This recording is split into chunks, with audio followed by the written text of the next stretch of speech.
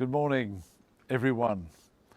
Friday morning, and I've enjoyed leading the devotions during this week. We've been reflecting on some of the stories that Jesus told in the Gospel of Luke.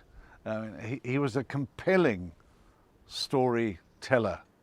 And whilst last Sunday morning we were looking at the parable of the prodigal son, it's perhaps appropriate for me in this short series to come back to that great parable.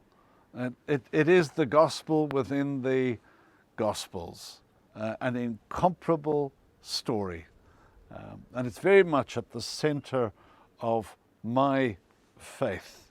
And in particular, that one picture that I invited you to consider last Sunday of the younger son who, having absolutely messed up, begins the long, slow journey back home, realizing that he has fouled up, but knowing in his heart of hearts that it's a whole lot better back home, the home that he rejected, the father whom he forsook.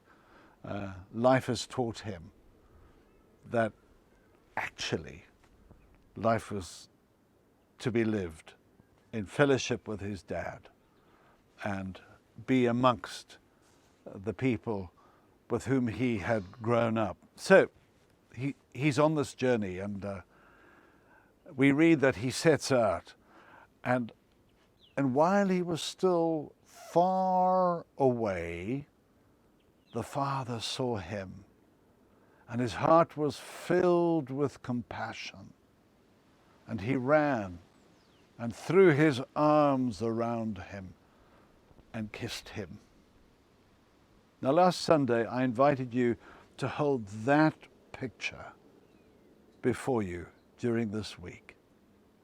The father, despite what had been happening, running towards his lad, throwing his arms around him and kissing him.